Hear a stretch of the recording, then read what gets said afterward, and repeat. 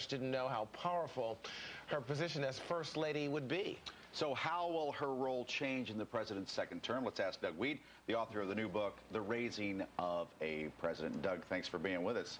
Thanks for having me. I've noticed over the last 4 years, Doug, maybe you've noticed it too, she's changed in a lot of ways, including her physical appearance. A little more style, don't you think? Yeah, and more confidence. And they did some polling and focus groups during the campaign, and the only criticism she got was really a compliment, and that was people wanted more of her, and that's what they're addressing right now. Very popular. Yeah, absolutely. She said that she did not keep a diary the first time around, but this time that she plans to do so.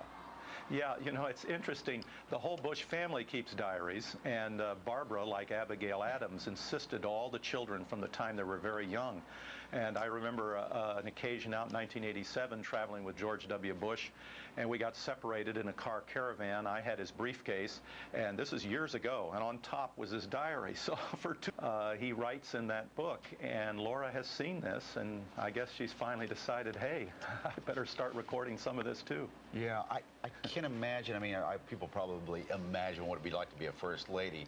Do you think Laura, like other First Ladies, are kind of stunned at the amount of attention a First Lady has and the forum that she has anytime she speaks? Well, definitely in her case, yes, but the defining moment in Laura Bush's life, and she's really a star in this book, The Raising of a President, was when she was younger. You know, the accident where she was the driver and the other occupant of the other car was killed, and it happened to be her boyfriend.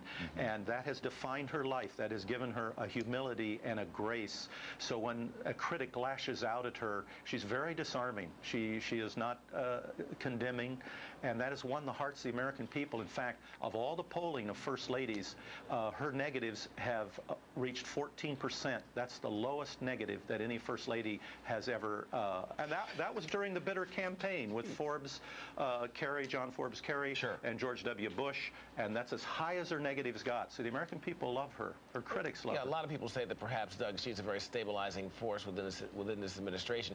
She did say, however, that she's going to be more social and outgoing. Does that also mean she's perhaps going to be more ambitious to talk about certain things that are near and dear to her heart?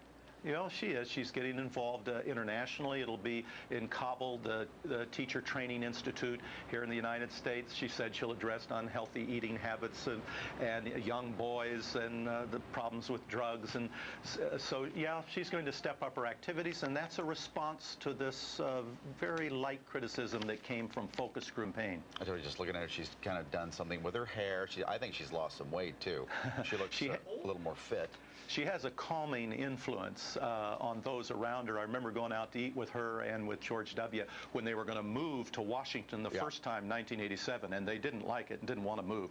And there was a lot of concern where they were going to live. It wasn't a nice situation. But she was as calm as she could be. Her focus on those two girls who would have to make new friends in Washington. And boy, she's done a great job with her daughters, hasn't she? I tell you what, though, Doug, come on. Was she a saint? There must be something wrong with her. No, she's not a saint, but it's the center that made her a saint. It's that crisis that happened early in her life, that devastating moment that has given her a philosophical attitude toward life. When Teresa Heinz took a shot at her, she could have reacted very bitterly and defensively and gone on the offense, saying, I did work, and teachers matter, and librarians matter, but she didn't take the opening. She was very kind, and that stems from this crisis moment. Yeah, kindness is disarming, and no wonder then she went to her own husband and said, I want you to stop drinking. Yeah, yeah, and you know, she's very kind. But I think even though that she is a very stabilizing figure, we're going to hear more from Laura Bush in the next 4 years. Doug Wead, author of Raising of a President. Thank you so much, sir. Thank you for having me. Yeah, good book. All right. Just